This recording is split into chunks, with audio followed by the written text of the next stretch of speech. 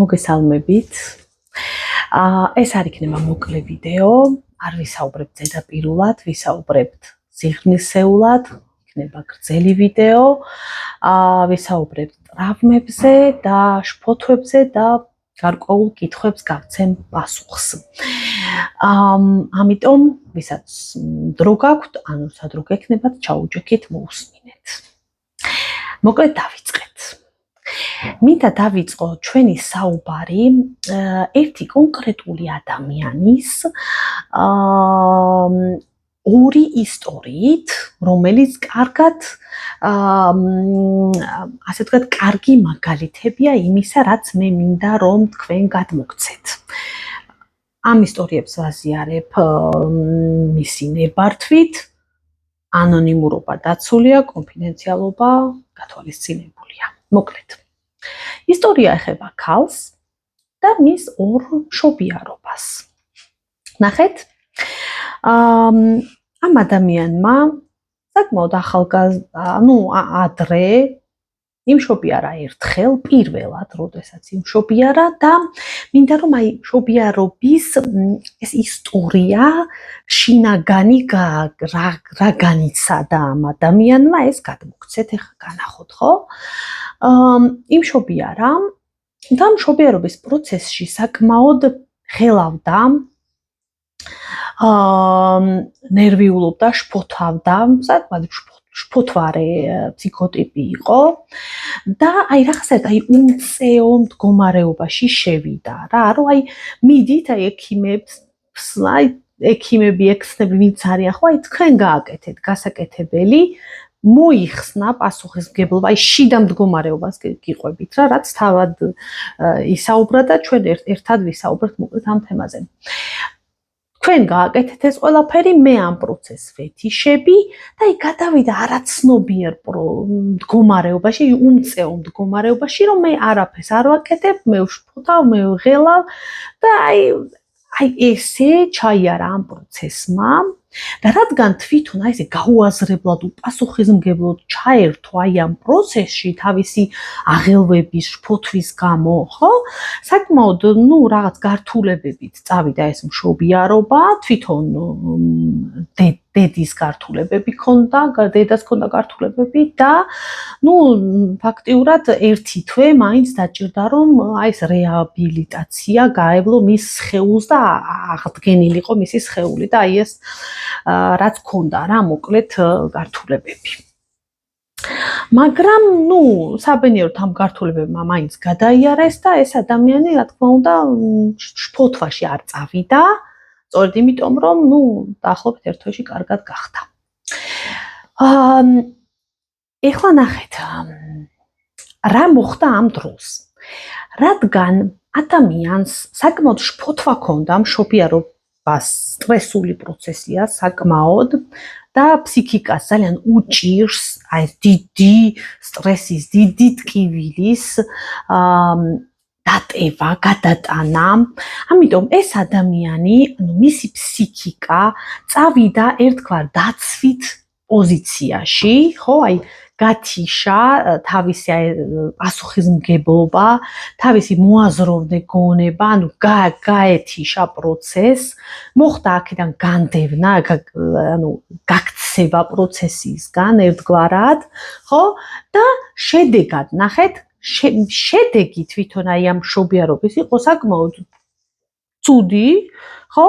მაგრამ ფსიქიკა აი ამ გაქცევის მდგომარეობით გადარჩა, ასე ვთქვათ, აერიდა აი იმ დიდ ზეწოლას, რაც შეიძლება მიეღო თვითონ მშობიარობის პროცესში ადამიანს. ხო, იმიტომ რომ ფსიქიკა თუ არ არის მომზადებული, თუ არ არის ფსიქიკა მზად, რომ აი რაღაცა დიდ სირთულეს გაუძლოს, ხო? ამ შემთხვევაში შეიძლება დაზიანდეს ადამიანი, ხო? ამიტომ ეს იყო ერთგვარი თვითგადარჩენა ამ ადამიანს, ერთგვარი ადაპტაციური მოქმედება. მან თავისი ფსიქიკა გადაირჩინა, რა თქმა უნდა, შემდეგ დანგრეული იყო და რეაბილიტაცია დაჭირდა და ასე შემდეგ, მაგრამ ეს იყო ფიზიკური ტრავმები, მაგრამ ფსიქიკური ტრავმები ამ ადამიანმა არ მიიღო.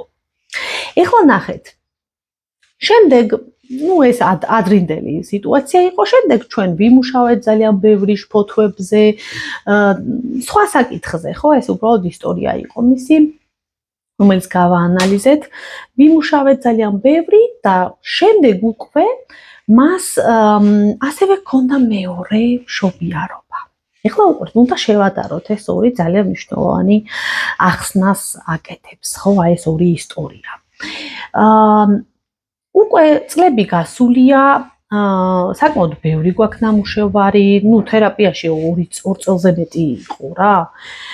ხო, 2 წელიწადნახევარი მაინც იყო და შემდეგ დაუდგა, ასე ვთქვათ, მეორე ორსულობა და მეორე მშობიარობა. ამ მშობიარობაში უკვე საკმაოდ ნამუშევარი გაძლიერებული, ძლიერი ფსიქიკით, რესურსებით, ნახეთ, წავიდა იგივე პროცესი, ხო? მაგრამ ამ ადამიანმა პირველი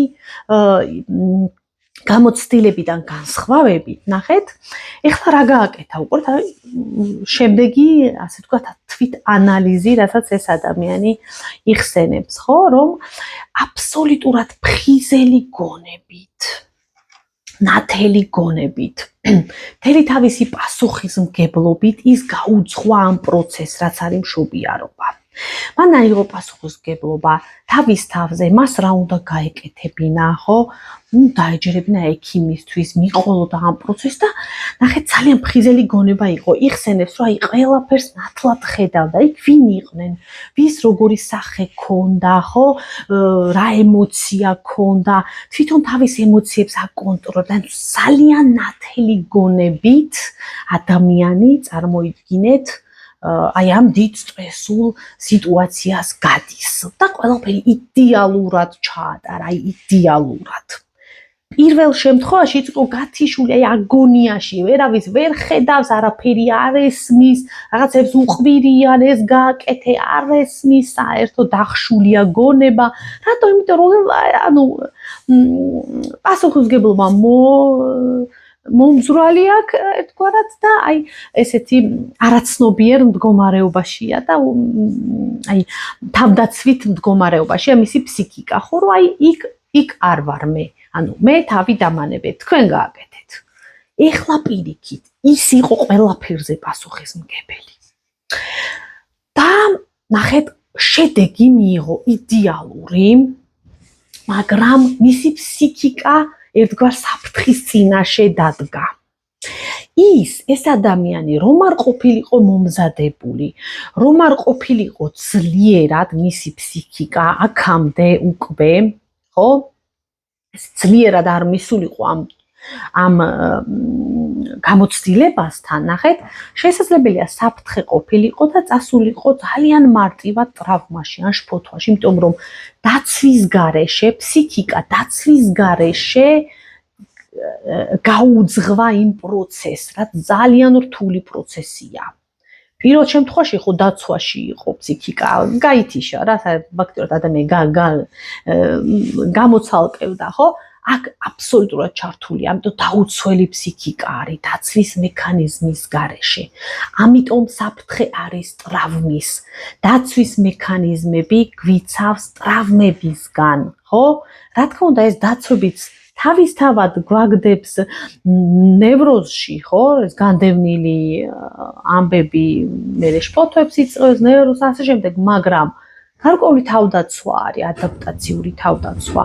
ამ შემთხვევაში დაცვის გარეშე ეს არის საფრთხე, თუ საკმარისად ძლიერი არ ხარ, საკმარისად რესურსული არ ხარ. მაგრამ ეს ადამიანი აღმოჩნდა რესურსული, გადაიტანა ეს გამოცდილება, მაგრამ ნახეთ, ეხლა ძალიან მნიშვნელოვანი ფაქტორი. უკვე რომ გავიდა ერთი დღე, ღამე, მოვიდა ღამე, ასე ვთქვათ, აღამდა და ამ ადამიანს დაეწყო შფოთვა, გული აუჩქარდა, რაღაც მოსვენრობა და ნახეთ, წავიდა მისი ფიქრები, რომ აი ხა ცუდად ვხდები, ანუ ცუდი ფიქრები წავიდა, რომ ცუდად ვხდები და ეძახის ექიმებს, რაღაცა და აი გარკვეული აი დაახლოებით 1 საათი აი ამ შფოთვებში რომ რაღაცა ცუდი ხდება, ხან ვინ ექიმი შემოდის, ხან ვინ ექიმი შემოდის და ნახეთ, რაღაც მომენტში უცებ ამ ადამიანმა გააცნობიერა, რომ ეს ცუდად გახდომა კი არ იყო სხეულის, ეს იყო შფოთვა. ანუ ის რაც მან გამოცდილებაში გაიარა ძალიან მხიზელი გონებით ფსიქიკური დაცვის მექანიზმების გარეშე, ხო? აი ეს სტრესი, ნახე, ნათელი თვალებით ყველაფრის ყურება ვერ გადამუშავდა ფსიქიკისგან, ჯერ ვერ მოასწრო და მოვიდა აი ეს შფოთვა რა, აი ბოლომდე ვერ გადაამუშავა და მოვიდა შფოთვა. მაგრამ იმან უშველა რომ მიხვდა რომ ეს არის შფოთვა. ეს არის შფოთვა, ის მიხვდა.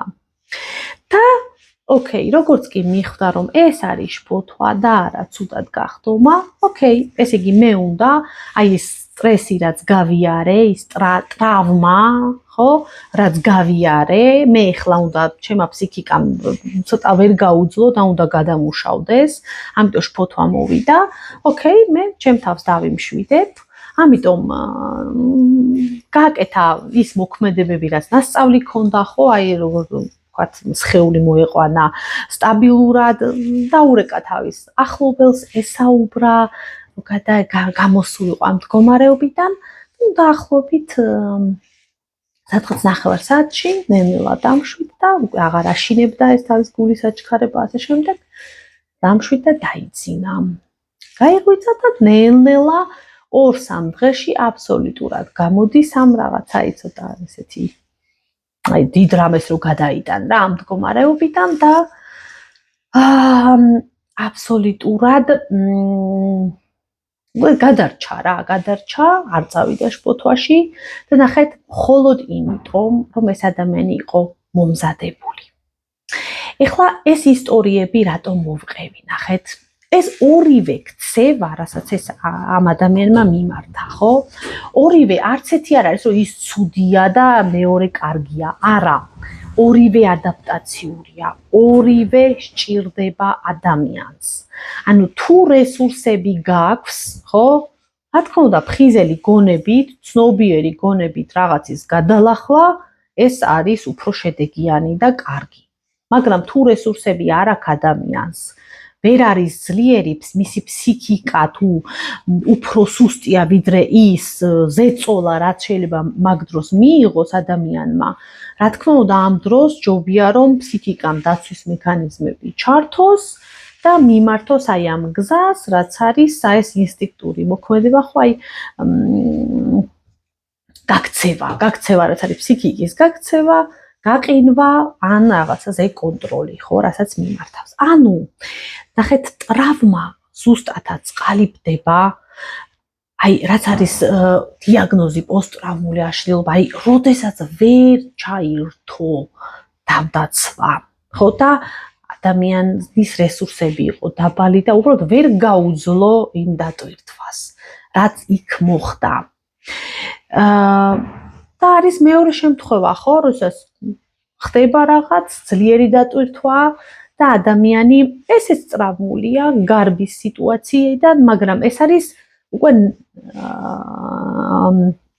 აქ შეიძლება განვითარდეს ნევროზი, გაიქცა ადამიანი, ან ვთქვათ, დისოციაციური სიმპტომები კიდევ უფრო რთული, ხო? და ისე კონტროლი, რაც არის, აი ვაკონტროლ ყველაფერი, აი ეს ჰიპერკონტროლი სიტუაციის, ხო? და ნახეთ, აი ზუსტად ესეთი რამ ხდება ადამიანის ცხოვრებაში, შფოთვებში, ან რაღაცა თუ მის თავს ხდება ისეთი ადამიანის ცხოვრებაში, ხო? რაც მისთვის ძალიან რთული გადასახარშია, ხო? აი რაღაცის წინაშე დგახარ და ნახე როგორ იქცევა ადამიანი, აი რაღაც ხდება შენ ცხოვრებაში ისეთი, რაც შეთვის რთულია რომ შენ ამას თვალები გაუსწორო, ამიტომ უბრალოდ აკეთებ გაქცევას, ხო? თვალებს არ უსწორებ ამ ყველაფერს და აი გაქცევის და თავდაცვის პოზიციაში ხარ. ეს ხდება შფოთვის დროსაც. ნახეთ, ეხლა შფოთვაზე მინდა ვთქვა 1-2 სიტყვით, ხო? აი რა ხდება შფოთვის დროს. როდესაც დატვირთვარი ძლიერი, აი სიტუაცია კი არ არის პრობლემა, არამედ თვითონ შინაგანი, ასე ვთქვათ, დატვირთვა ეს პირველი ხო უსაფრთხოების შეგრძნება არა აქ ადამიანს, ხო, შიშის მდგომარეობა არის და უცველობის მდგომარეობა. მეორე, აი ეს სენსაციური შეგრძნებები, ხო, გულის აჩქარება, სხეული ფიზიკური შეგრძნებები, რომელიც სტრესულია ადამიანს ძალიან სტრესავს, ხო? მესამე ეს კონტროლის დაკარგვის განცდა და აი ეს განცდები იმდენად ძლიერია, ხო? ადამიანი ვერ უძლებს ამ დატვირთვას, ნახეთ და ან პანიკა ვითარდება, ხო? რაც არის აი გადატვირთვა ერთგვარი, აი ვერ უძლებს დატვირთვას და ამიტომ პანიკაში მიდის ადამიანი, გარბისანუ რა, ფსიქიკა. და შემდეგ ფხიზლდება, ეს გადატვირთვას ახდენს ორგანიზმი და ფხიზლდება, ხო? ან ვთქვათ, რაც არის შფოთვის შეტევა. შფოთვის შეტევა ესეთი პანიკასავით არ არის სწრაფი, ხო? ეს უფრო ხანგრძლივი, აი დროში გრძელდება რა და ეგეთი ინტენსიური არ არის, როგორც პანიკა, ხო? შფოთვის დროს, შფოთვის შეტევების დროს რა ხდება? ნახეთ, რომ ადამიანს გადაუმუშავებელი რაღაცები უგროვდება, ხო, აი ნეგატიური ფიქრები, რაღაცა მოვლენები, ნახეთ, შინაგანი ბრაზი, წყენა, გამოუხატავი რაღაცა ემოციები, რომელიც ვერც გამოხატა და ვერც გადახარშა, ეს ფიქრებიც რომ რამე არ მოხდეს, რამე არ და აი ეს ფიქრებიც ვერ მოხდა ამის, ასე ვთქვათ, მოგვარება ფსიქიკის მიერ, დაგროვდა ეს ყველაფერი, პლუს ამას ეს კონტროლის მცდელობა და მუდმივი დაჭიმულობა ფიზიკური სხეულის, ხო, რომელიც ასევე გროვდება და ნახეთ, აი პატარ-პატარა არაფერი გამომჩეს, პატარ-პატარა ესეთი რაღაცა შეიძლება სულ არ იყოს დიდი და სერიოზული ამბავი, ხო, მაგრამ აი პატარ-პატარა ესეთი სტრესები, ეს დაუმუშავებელი ამბები გროვდება და მე დაგროვებული საკმაოდ ბევრია და შედეგად ფსიქიკა ნახე ვერ ასწრებს ამის გადამუშავებას, ამიტომ იწყება შფოთვის მდგომარეობა, რომელიც ვეღარ ირთვება, სულ ჩართულ მდგომარეობაშია ეს თავდაცვის მდგომარეობა, ეს შფოთვის ეს პოზიცია, ამიტომ დაჭიმული ადამიანი მოჭიმულია, ვეღარ მშვიდდება და ეს ესე დიდხანს შეიძლება გრძელდებოდეს და ნუ მე ამაზე მუშაობს ადამიანი, ხო? ამიტომ ნახეთ, ის კი არ არის მნიშვნელოვანი შფოთვის დროს, რომ მე აი როცა უკვე შფოთვაში ვარ და დაჭიმული ვარ და მე როგორღაც ეს გადავტვირთო ჩემი სხეული. არა, ნახეთ, გამოირთოს როგორმე ეს დაგროვებითი სისტემა რა, რომ ადამიანი აგროვებს ბევრ რაღაცას. აი ეს როგორღაც გამოირთოს, ანუ ეტაპობრივად მოხდეს დაგროვება კი არა, გადამუშავება. თავისი ემოციების აღმოჩენის, რასაც განდევნას უკეთებ, ყურადღებას არ აქცევ, აქაც ნახე რას აკეთებს, იგივე მექანიზმს აკეთებს ადამიანი, ხო? რაღაცებს თავის ემოციებს, ბრაზებს, წყენებს, აი პატარ-პატარა არ არის ძალიან დიდი, მაგრამ ხო არაუშავს, აი ესე უდგება, ხო? აი გავექცევი, აი უსიამოვნო, ამიტომ არ შევხედავ, მნიშვნელობას არ მივანიჭებ. და სამიგოდ გროვდება და მე ქრონიკული შფოთვა არის, ხო? ამიტომ ნახე, თუ კი პატარა ბრაზი, პატარა წყენა არის რა, რომ ამოვიტანო, მე ცნობიერში შევხედო, გავაცნობიერო, მაგრამ ნახე უჭის, აი რთულია იმას თვალი გაუსწოროს და აკეთებს აი ამ გაქცევის პოზიციას, ხო? და შედეგად აგროვებს. ამიტომ ნახე, მუშაობა სად არის? ეტაპობრივად მე გადავამუშაო ის რაღაცები, რომ არ დავიგროვო. ხო? აი ეს ვისწავლო, ეგ ერთი და მეორე, ხო, რომ აი მეორე რა არის, რომ შფოთვასთან, აი შეგუების, აი ეს ტოლერანტობა ვისწავლო ნელ-ნელა, ხო? რაც შესაძლებელია რა, მოკლედ. ანუ ნახეთ, სხვა მაგალითი რო ავიღოთ, აი კითხვაც იყო ამასთან დაკავშირებით და ამ მაგალითს ვიტყვი, რომ აი მაგალითად აი ღალატი ავიღოთ, აი ქმარი ან ცოლი ღალატობს ადამიანს, ხო? და ეს იმდენად რთულია, ვთქვათ, ცოლისთვის ან ქმრისთვის, რომ აი თავს არიდებს, აი არ უნდა ამ სიმართლეს თვალი გაუსწოროს და თავს იტყუებს.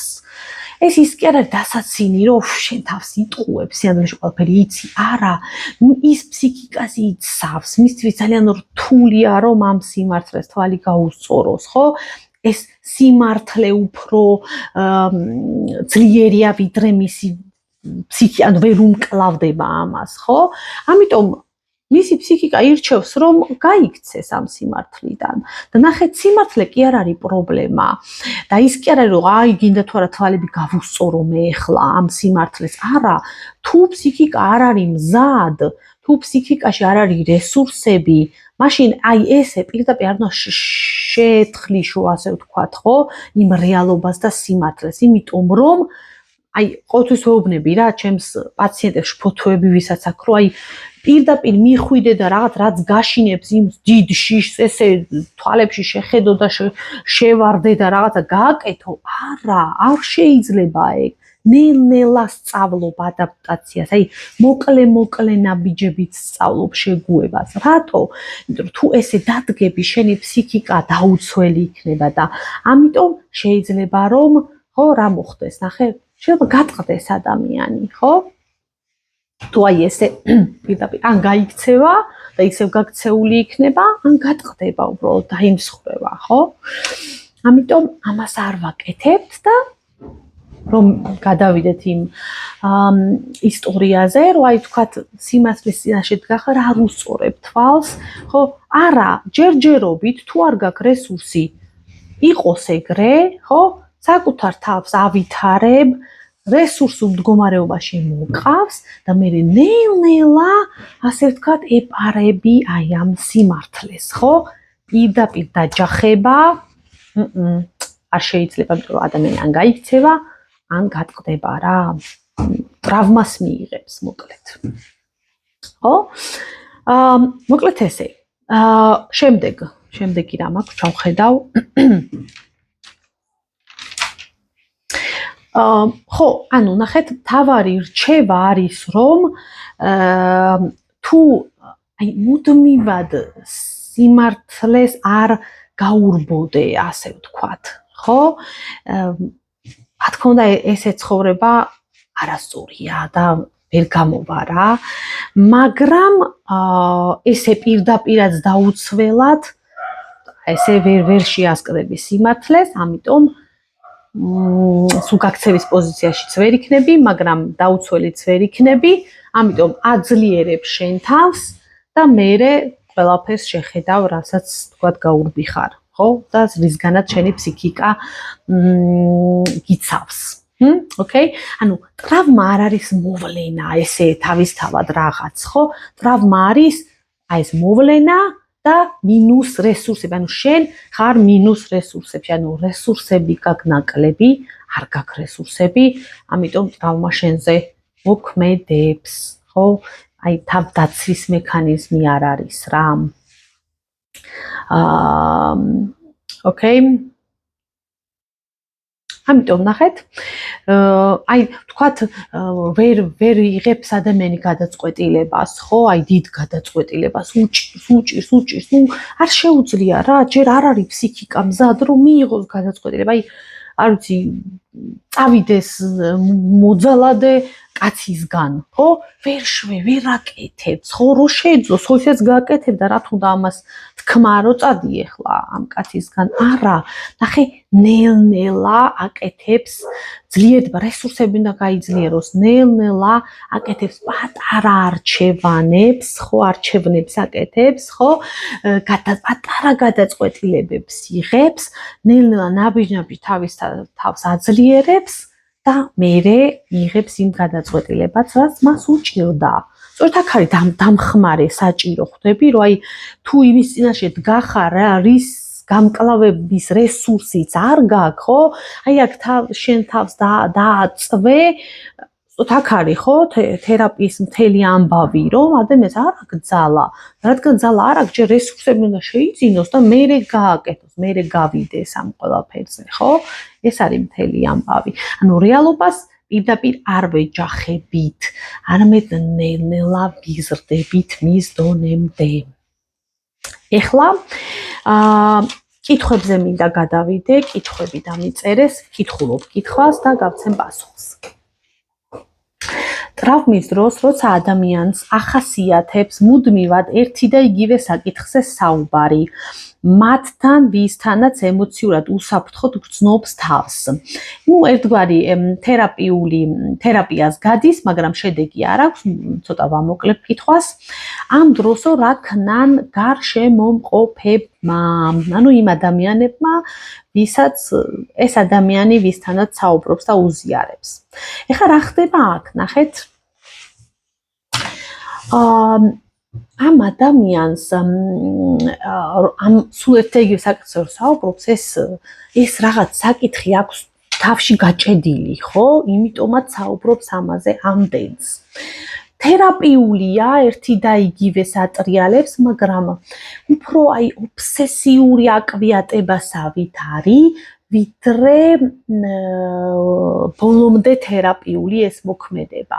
რატომ, ხო, ობსესია რა არის, რომ ერთი და იგივეს ვიმეორებ და მაქვს ფსევდო დამშვიდება, ანუ გამონთავისუფლება, ფსევდო ობსესია ჩავატარებ, მე თითქოს განცდა მაქვს შვების, მე ისევ თავიდან გროვდება, ისევ ობსესია არის, ობსესია არასდროს არ არის თერაპიული, ეს არის ფსევდოთერაპიული. ხო?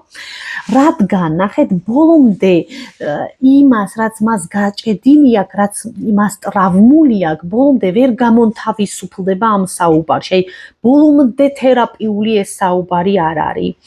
ამიტომ ნახეთ გარშემომყოფებმა რა უნდა ქნან თუ ამ ყველაფერში თქვათ გარკვევა არ აქვთ, რა უნდა გირჩიოთ, ხო? ამ შემთხვევაში უბრალოდ თუ იქნებით თქვენ მისი ძალიან კარგი მზრუნველი მსმენელები, ხო? ამას გააკეთებთ, ხო? ამ შემთხვევაში კარგია რომ ეს ადამიანი წავიდეს თერაპიაზე, ან თერაპიაში მივიდეს, რომ ეს ობსესიური საუბარი შეიცვალოს რეალურად შეეხოს თავის ამ ტრავმულ გამოცდილებას და ნამდვილი წამოიღოს იქიდან და ეს კათარზისი მოხდეს, ვიდრე ეს ობსესიური და ჩატრიალება ამბების რა მოკლედ. კითხვა მეორე. რა ტექნიკით ეხმარება ფსიქოლოგი ადამიანს ძლიერი ემოციური შოკის დროს, როგორიც არის მაგალითად ღალატი, ან საყვარელი ადამიანის ღალატი, ან გარდაცვალება. ნახეთ, რა ტექნიკა არ არის ერთი რომელიღაცა, ხო, განსაზღვრული არის სხვადასხვა ტექნიკები, ხო? და სხვადასხვა მიდგომები.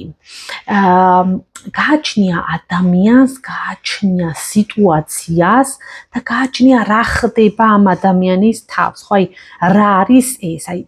ძლიერი ემოციური შოკი, მაგალითად, ღალატი, გარდაცვალება. რაღაცა მოხდა ისეთი, რაც თავშიც აღწერე, ხო, რას ადამიანი ვერ ხარშავს, ვერ აკეთებს ამის გადამუშავებას, ხო, ამ ფაქტს, ანუ რეალობას ვერ იღებს, იმიტომ რომ ამ რეალობისთვის არ არის მზად. ესე იგი, რა ხდება? ნახეთ, კონკრეტულ ტექნიკას ვერ დაგისახელებთ. პროცესი არის ესეთი, რომ უსაფრთხო გარემოში ეს ადამიანი იწყებს ნელ-ნელა, ხო, თავის გაძლიერებას, ანუ რესურსულ მდგომარეობაში მოსვლას, ხო? და ამის შემდეგ უკვე მიდის იქ, რომ ეს თვითონ ტრავმა, რაც შეემთხვა, ღალატი, ხო? ნელ-ნელა გადაამუშაოს უკვე რესურსულმა და უკვე ცოტათი მაინც გაძლიერებულმა. რომ აღიაროს ეს ფაქტი, მიიღოს ეს რეალობა. იმიტომ რომ ამ რეალობისგან გაქცეული თავ არიდებული და თავდაცვით პოზიციაში ადამიანი ვერ იცხოვრებ ესე, ხო? უბრალოდ სრულფასოვან ცხოვრებას ვერ გაივლი, ხო? და გვინახავს ესე გაჭედილი ადამიანები, ქალები, მაგრამ ძალიან ბევრი ხო, რომ აი ქმარს დაშორდნენ, თქვათ, არ ვიცი, 20 წლის წინ და კიდევ იმ ადამიანის ერთგულები არიან და ისევ იმათთან აქვს თავისი გონება რაღაც დარჩენილი, ხო?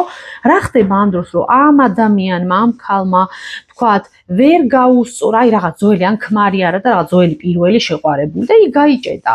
ანუ რა, ის რეალობა რაც იქ მოხდა წარსულში 20 წლის წინ, ვერ მიიღო ეგ სინამდვილე, ხო? ვერ მიიღო ფსიქიკა, ამიტომ გაიქცა, არ აღიარა ეს ფაქტი, დამახინჯებულად აღიარა, ისე როგორც მას აწყობს, ხო? და ესე ცხოვრება საბოლოოდ არასრულფასოვნად მიმდინარეობს, ეს ახალ ურთიერთობებს იწყებს, გაიჭედა და ასე შემდეგ, ხო? ამიტომ რა არის? გაძლიერება ადამიანის და მერე ამ ყველაფერს დაინახავს. ჯერ ეს დავანახოთ? არა. შემდეგი, მესამე კითხვა. როცა ბავშვი გაიზარდა უსიყვარულობაში, ფსიქოლოგიურ და ფიზიკურ ძალადობაში, ის შეიძლება რომ იგივეს იმეორებდეს, ან ეძებდეს იგივეს. თუ ტკივილს აყენებდა მშობელი, იგივეს რატომ ეძებს? და შეუძლია თუ არა ამისგან თავის აღწევა და ნორმალური ურთიერთობების აწყობა, თერაპიით და თერაპევტების დახმარებით წერს ადამიანი. ანუ ნახეთ, თუ აი ზუსტად ეს არის ტრავმა რა, როცა ბავშვი, აი თავარი ტრავმები არის, როდესაც ბავშვი არის უსუსური, უმწეო, ანუ ჩვილი და ადრეული ბავშვობა, ხო?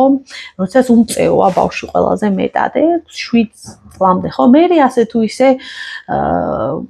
ისეთი უმწეო აღარ არის ბავშვი, ხო? და მასზე ზემოქმედებაც ისე მარტივად აღარ შეგიძლია. და ნახეთ, აი თუ იზრდება უსიყვარულობაში, ძალადობაში, აბსოლუტურ ძალადობაში და აბსოლუტურ უსიყვარულობაში, ნახეთ, რატომ ეძებს იგივეს? ესეთი მზაში და შაბლონები ყალიბდება, ხო? აი რაც ხდებოდა მის თავს, იგივე სიტუაციებს ეძებს გარეთ. ეგ ერთი. მეორე, შაბლონებია ერთგვარი რა. მეორე, ის რაც ფსიქიკა ესეთია რა, ის რაც ნაცნობია, ხო? აი უკვე ვიცი, მინახია. ის ასოცირდება ის უდრის უსაფრთხოებს, ანუ ის არის უსაფრთხო ფსიქიკისთვის. თუ გინდა იყოს მტკივნეული, ცუდი, ტრავმული, ხო? ნაცნობი უდრის უსაფრთხოს. ამიტომ არის რომ ნახეთ, საპირისპიროს იგივეა, უცხო საშიშია. შეიძლება ის უცხო ძალიან კარგი, ტკბილი, კეთილი იყოს, მაგრამ უცხო უდრის საშიშს. ესეა. იმიტომ ახორმე რომ აი ადამიანი რაც არ იცის, აი ჰომოფობია რა არის, აი არ იცი ის ადამიანი და გეშინია და რომ გეშინია, ამიტომ უარყოფ და გეზიზღება და არ გინდა და ასეთ ადამიანს არ თვლი ადამიანად და ებრძვი. ზენოჟი არ იცი უბრალოდ, ხვდები? უცხოა შენთვის და ამიტომ. ხო? ანუ ესე იგი ნაცნობი უდრის უსაფრთხოს, ამიტომ ფსიქიკა ეძებს ნაცნობს. ცნობს იმას, რაც იცი უკვე. ხო? აი იზრდები და აი იმას ეძებ, იქ მიდიხარ, რაც უკვე გაიარე, რაც უკვე ძალიან კარგად იცი. ხო? მერე კიდევ მესამე, აი ემოციური რეგულაცია არ უსწავლია, ხვდები? და აფექტურია ადამიანი, აი არ იცის ემოციების მართვა და იწვევს ეგეთ სიტუაციებს რა, აი იმპულსებს ვერ მართავს. და კიდევ შემდეგი, რაც ძალიან ისეთია, მექანიზმია, ნახეთ, ის რაც უკვე აი შემთხვევა ადამიანს, ნახეთ, ქვეცნობიერად, აი ძველი ისტორიის შეცვლას და გადაწერას ცდილობს ფსიქიკა. ანუ სხვა ვიღაც მსგავს ვიღაცასთან ძველი ისტორია გამეოროს და შეცვალოს, გადაწეროს, სხვანაირი გახადოს. ანუ თქვათ ვიღაცისგან რო სიყვარულს ვერ იღებდი, აი ესეთი საძაგელი ტიპისგან, ხო ვთქვათ, მე ისევ შეხვდები ვიღაც ისეც და აი გინდა რომ გამოცურო იმ ვიღაც საძაგლისგან როგორღაც სიყვარული და სულ ამეორებ აი ობსესიურად ამეორებ ამ სცენარს რა. იმიტომ ან ნახეთ როგორ არის მოძალადებთან რო ცხოვრობს აი მსხვერპლი ქალი ნახეთ მას რას უსვამს აი მოძალადე ხო ადამიანს აკარგვინებს მთლიანად საკუთარ თავს რა და ეს ადამიანი ქალია თუ კაცი მშობა ამას არ აქვს ცდილობს რომ ისე ვინც წაართვა საკუთარი თავი იქამდე დარჩეს იმასთან, ახლა ფსიქიკა რას აკეთებს, რომ ისევ იმისგან მიიღოს და დაიბრუნოს თავისთავად და ცდილობს, რომ როგორმე ისევ დაიბრუნოს. აი, ოღონდ ფუჭია ეს მცდელობა, ხო, ეგ გამორიცხულია პატივისცემა და სიყვარული იმისგან მიიღო, ვინც პირიქით, ხო, გაგანადგურა და შეურაცხყოფა მოგაყენა და შენ თავი დაგაკარგვინა, ხო? და ცდილობ რომ ისგან აიღო უკან რა იმან ვინც წაგართვა ისევ უკან ცდილობ რომ გამოართვა აი ესე რომ ვთქვათ ოღონდ არასწორია არ ვერ მოხდება მართლა ნივთი ხო არ არის ხო და გამოსავალი თუ არისო არის გამოსავალი აქ მნიშვნელოვანია რომ საკუთარი აი ეს შაბლონების გაცნობიერება მოხდეს აი მოხდეს ის დაინახო რა გემართება სად გემართება ვისთან გემართება პლუს ამას ტრიგერები აღმოაჩინო ანუ ტრიგერები რა რომ აი როდის ირთვება ეს ყველაფერი აი ვინ რთავს აი ეს დასაწყისები იპოვო ხო პლუს ამას ახალი რესურსული უსაფრთხო ურთიერთობების ჩამოყალიბება რაც თერაპიაში ხდება, თერაპევტთან ხდება, ესეთი უსაფრთხო კავშირი და მე ეს იწვევს უსაფრთხოების განცდას ადამიანში და ნელა საზღვრების, რა თქმა უნდა და ემოციების რეგულაცია, საზღვრების დაცვა და ადამიანს შეუძლია გამოვიდეს მოკლედ ამ ტრავმებისგან.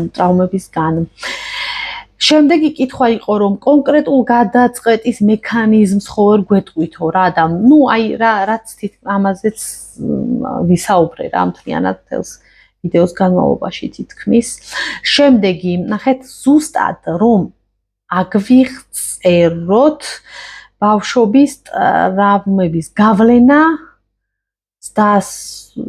ადამიანზეო რა დასრულ ასაკში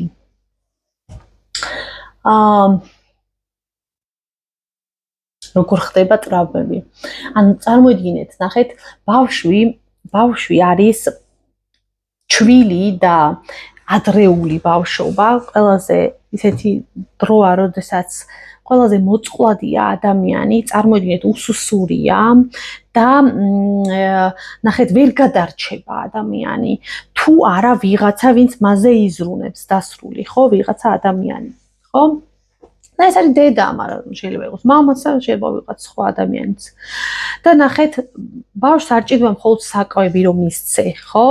მას ასევე ზუსტად ისევე ჭირდება საკავები, როგორც ჭირდება, ზუსტად ისე ჭირდება სიყვარული და ზრუნვის მიცემა, ხო? იმიტომ რომ ამ სიყვარული და ზრუნვით, ანუ მოსიყვარული და მზრუნველი ვიღაცა, ვინც მას საკვებს აძლევს ასევე, ხო?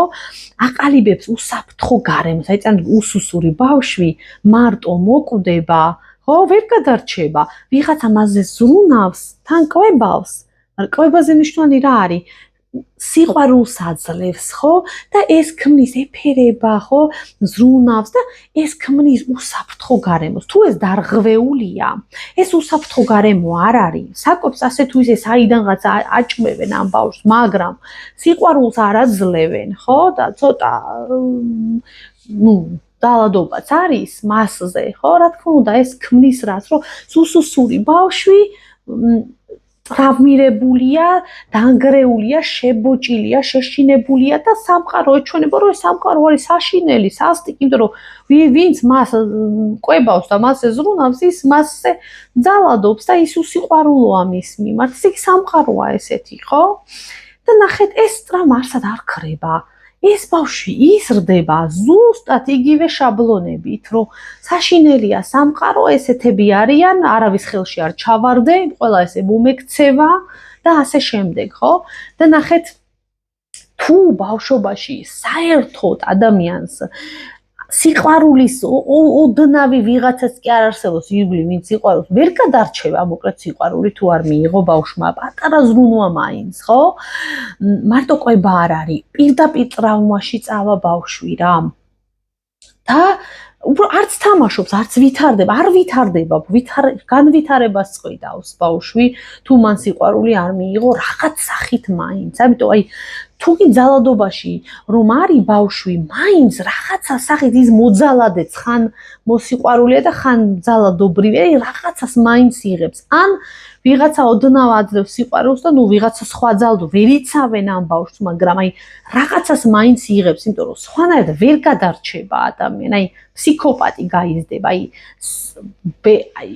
უბრალოდ ვერ ჩამოყალიბდება ან აი ესეთი რაღაცა შეიძლება ძალადობრივ ოჯახში ცხოვრობს და აი მეზობელია ვიღაცა აი კეთილი ბებო რომელთანაც დღეში აი 1 საათი შეიძლება შეირბინოს ამ პატარა ბავშვმა და ეს ბებო რაღაც სიყვარულს აძლევს აი ეს პატარა სიყვარულზე მარცვალიც აი პატარა თესლიც კი ამ ბავშვს წარმოიდგინეთ რომ სიცოცხლეს აძლევს პატარა აი ამდენ ძალადობა და საშინელებას შორის ეს პატარა მარცვალი გადაარჩენს ადამიანს აი იმიტომ არის რა რომ შეიძლება დიდ რაღაც უბედურებაში იყო და პატარა ზრუნვაც კი იმხელა რაღაცას გამოიღებს ადამიანში აი იმხელა სიყვარულს აცოცხლებს აი ისეთ ცხოვრების წყურვილს აი ისე გადარჩენას აძლევს ადამიანს ხო რატო? იმიტომ რომ ადამიანში დევს ეს კოდი აი სიცოცხლის წყურვილი და გადარჩენის წყურვილი აი ეს კოდი და აი ძლიერია რა მოკლედ ზრუნვა და ეს სიყვარული და იზრდება ეს ადამიანი ესეთივე შაბლონებით როგორიც ბავშვობაში მიიღო ხო რომ არ უნდა ძირითადად სად ვიღებთ ხო შაბლონს ურთიერთობებში ვიღებთ ხო აი ამ ტრავმებს ხო რომ დობა არ შეიძლება ვიღაცას უსაფრთხო არ არის სამყარო ეს რწმენები აქვს ესეთია იმიტომ რომ ესე გაიზარდა აქ დაიბადა ესეთ გარემოში იზრდება ასე თუ ისე ადაპტაცია გაიარა ასე თუ ისე რაღაცა მოახერხა ამ პატარა სიყვარულის მარცვლებით გადარჩა მაგრამ ის წარსული არსად არ გამქრალა მის გონებაში ინახება ძალიან კარგად და ეს მართავს ეს ტრავმები ხო ცოცხლდება პირდაპირ ოდნავ მიმსგავსებული სიტუაცია და უბრალოდ ცოცხლდება და ადამიანი ხდება ეჭვიანი, მაკონტროლებელი, ანუ ხე ეჭვიანი, იმიტომ რომ ცუდი ელანდება, იმიტომ რომ არ ენდობოდა დედას, მაგალითად ხო, მაკონტროლებელი და რაღაცა ისეთი დიქტატორული შეიძლება გახდეს, იმიტომ რომ თავს იცავდეს ამგვარად, იმიტომ რომ მსხრევადი ადამიანი იყოს და ეს რაღაცა ჯარი კონდეს ჩაცმული, შეიძლება გაიზარდოს მშფოთვარე, ხო, მუდმივად, იმიტომ რომ ეგეთი გამოცდილება მიიღო და მოკლედ რა, ყველაფერი რაც იქ მოხდა ბავშვობაში ისტორია ის იზრდება და იგივე სახით ოდნავ შეცვლილი ფორმებით ინახება ისევ ჩვენში და შედეგად ვლინდება, ხო? ამიტომ აი ამ შენი მოქმედების, აი მაგალითად ეჭვიანი ადამიანი, ტრავმირებული ადამიანია და ნახე ის ხასიათი კი არ აქვს, ეჭვენა ეგეთი ტიპი კი არ არის, არა, ის რაღაცის გამოა ეგეთი და ნახეთ ამის პოვნა, აღმოჩენა საკუთარ თავში, რომ მე რატომ ვარ ესეთი, რისგან ვიცავ თავს, იმიტომ ნახეთ ტრავმა ხო მოხდა, რაღაცა ხო მოხდა იქ და მე ადამიანი რო ადაპტაციურია, რო იზრდება, რაღაც თავდაცვით გამოვლინებას და ქმედებას იძენს რა და რაც არ ჩანს აი რაღაცას ავლენს ადამიანი უკმეხია რაღაცნაირი უხეშია და არ ჩანს მისი ტრავმა გონია რომ უხეშია ის ადამიანი ვიღაცა სიამოვნებაში ვთქვათ სიყვარულო არ ენდობა ტრავმა ხვდები ეს არ ჩანს ამიტომ ამის მიღმა დანახვა იმ ტრავმების შენ რამ გაქცია ესეთად აი ეს არის მნიშვნელოვანი ხო თუ საკუთარ თავზე მუშაობ ხო თუ თერაპიაში არ ხარ მაგრამ ძალიან ძნელია რა თერაპიაში ყოფნა ნახე მაინდა-მაინც მარტო ფსიქოლოგი არ არის აი ვიღაცა მეორე ადამიანთან ურთიერთქმედებაში ჩვენ თავს ვხედავთ რა, როგორც სარკეში, ხო, აი ესე თავისთავად ადამიანი საკუთარ თავს ვერ ხედავს. მოკლედ ესე ძალიან ბევრი ვისაუბრეთ, კიდევ უფრო მეტად გრძელიც რო არ გამოვიდეს, რადგან გრძელი ვიდეოებიო, ვეღარ უსმენსო ადამიანი, თანამედროვე ადამიანიო, მაგრამ მე ამას არ ვეთანხმები. მოკლედ ესე გამიზიარეთ, დამიწერეთ თქვენი კითხვები, აუცილებლად გავცემ პასუხს. ცალკე ვიდეოს ჩავწერ ან ამ კომენტარებში დაგიწერთ. შემომთავაზეთ თქვენი თემა რა ჩავშალოთ სიღრმისეულად და რაზე ვისაუბროთ და დროებით გაზიარეთ, კომენტარი დამიწერეთ და მოიწონეთ, რადგან ეს ჩემს გვერდს ჭირდება უბრალოდ.